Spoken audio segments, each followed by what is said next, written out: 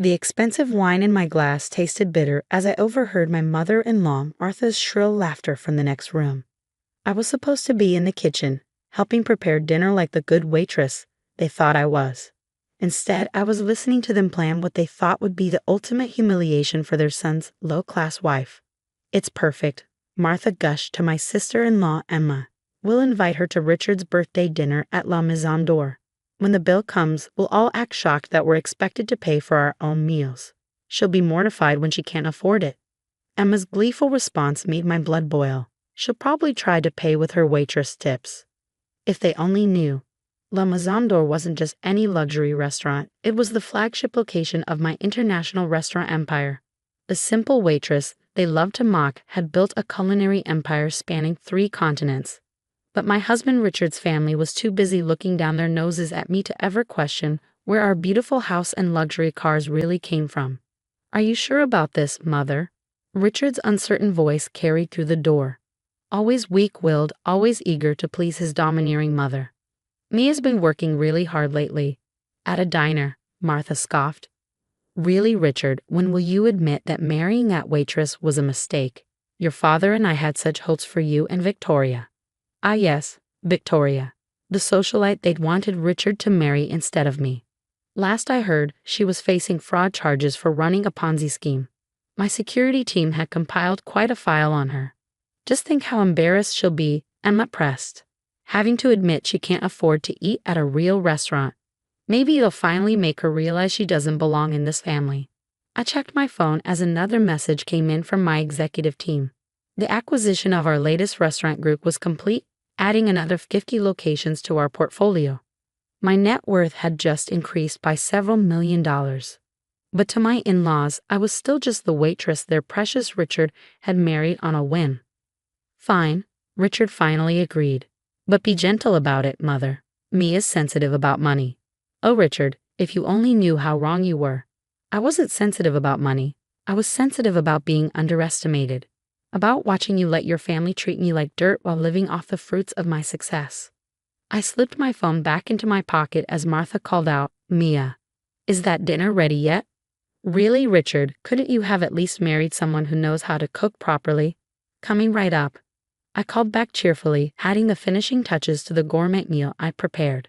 Another secret they didn't know: I trained as a chef in Paris before starting my restaurant empire. The simple meals I served them were worth hundreds of dollars per plate. As I carried the perfectly plated dishes to the dining room, I thought about the file folder in my office safe. 5 years of documented insults, cruel pranks, and condescending behavior. 5 years of watching Richard fail to stand up for me. 5 years of playing the role of the humble waitress while building my empire in secret. Finally, Martha sniffed, examining her plate critically. "Though I suppose we can't expect restaurant quality from someone who just carries plates for a living." I smiled serenely as they began to eat, watching them devour every bite of my amateur cooking. "The invitation to Richard's birthday dinner next week is so kind," I said innocently. "But are you sure La Maison d'Or isn't too expensive? I know how exclusive it is." "Oh, don't worry about that," Emma smirked. "We'll all take care of ourselves. You just worry about your own plate." If they noticed how my smile widened slightly, they didn't show it. They were too busy exchanging knowing looks, probably imagining my upcoming humiliation. Later that night, as Richard slept soundly beside me, I made a phone call to Pierre, the executive chef at La Maison d'Or. "Everything is prepared for next week's special event?" "Ah oui, Madame Chen," he confirmed. "The private dining room is reserved and a special menu you designed will be perfect." Though he hesitated. "Are you sure about the prices?" "Absolutely sure," I replied, thinking of Martha's smug face. "Make sure every item on their special menus has the full price listed. I want there to be no confusion about the cost." I hung up and opened my laptop, reviewing the latest financial reports from my restaurant group. Richard stirred beside me. "Working late again, honey? You shouldn't push yourself so hard at that diner." I closed the laptop, showing quarterly revenues in the millions. "Just trying to learn more about the restaurant business, dear. Mother says you should focus on being a proper wife instead of working so much," he mumbled sleepily. Maybe she's right. I thought about the reservations for next week, about the special menus being prepared, about the security cameras that would capture every moment of their planned humiliation. Your mother's usually right, isn't she? I replied softly. I'm sure next week's dinner will be quite educational for everyone. As Richard drifted back to sleep, I checked my email to find confirmation that the private investigator's report on Martha's secret gambling habit had arrived. My mother-in-law loved to brag about her family's old money, but I knew the truth about their dwindling fortune. Just like I knew about Emma's maxed out credit cards and Richard's failed investment attempts that I quietly covered with his money. I'd spent 5 years playing the role they assigned me, the humble waitress who married above her station. 5 years documenting every insult, every snide remark, every attempt to humiliate me. 5 years watching Richard choose his family's cruelty over defending his wife. Next week, they'd learn what happened when you underestimate the quiet one. Next week, they'd discover that the waitress they loved to mock had been serving them much more than dinner. I closed my laptop and smiled in the darkness. Sometimes revenge is a dish best served with a very, very expensive price tag. The night of Richard's birthday dinner arrived crisp and clear. I watched through La Maison d'Or's sophisticated security system as Martha and Emma arrived early, huddling with the maitre d' they thought was in on their plan. In reality, Jean-Luc had worked for me for a decade and was thoroughly briefed on the evening's true entertainment. They're here, Madame Chen, he texted me.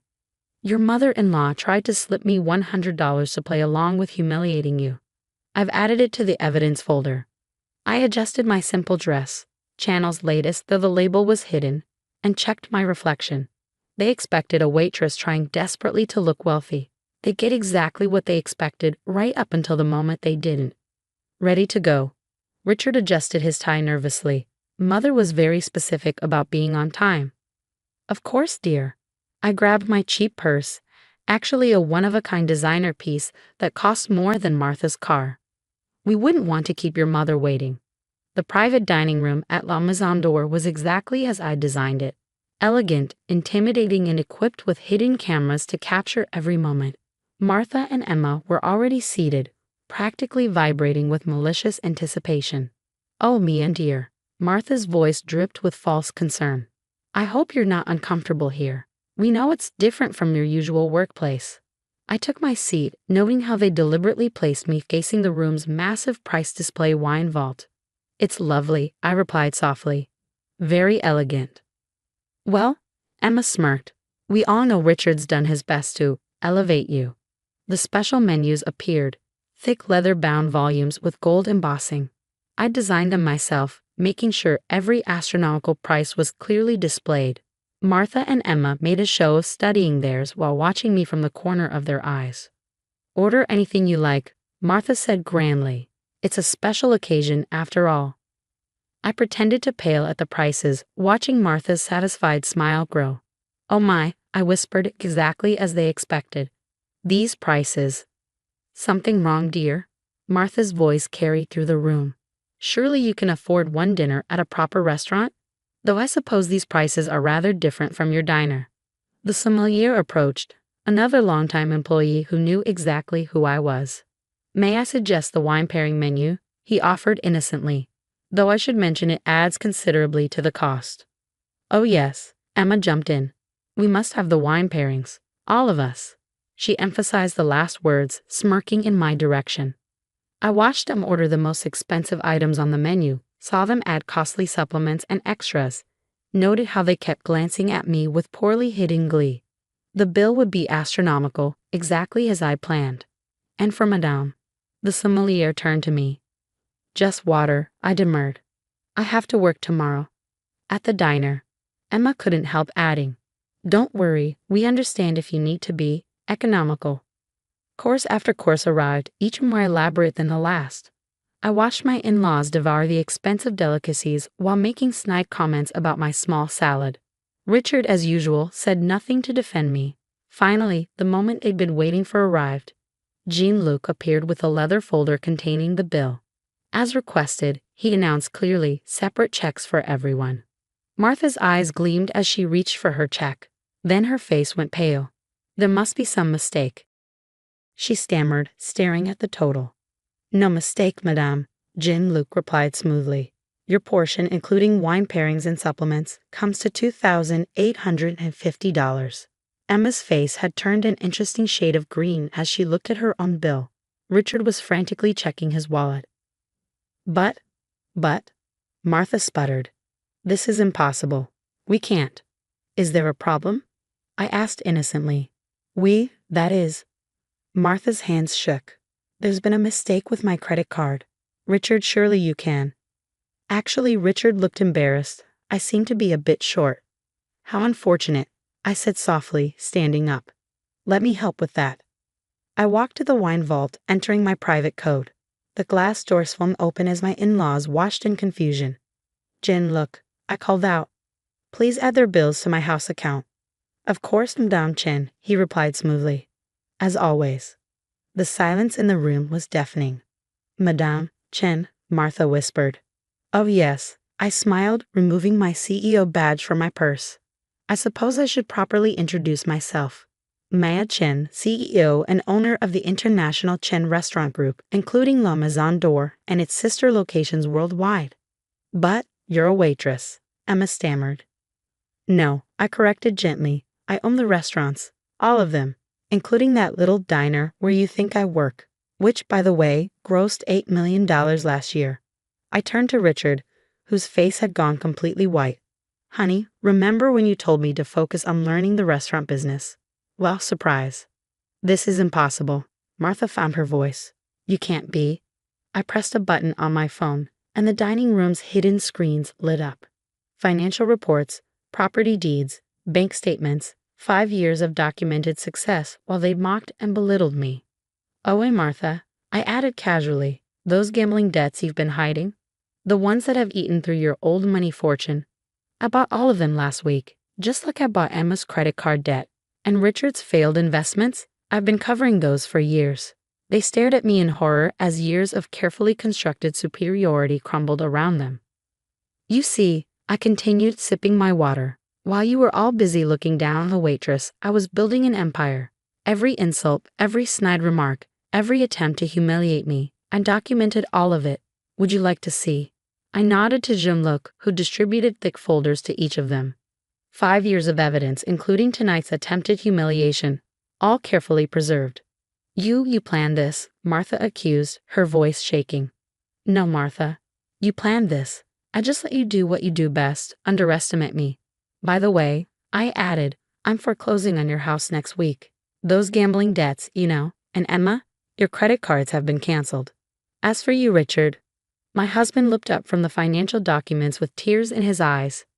Mia, I had no idea. That's the problem. I cut him off. You never bothered to ask. Too busy letting your mother run our marriage.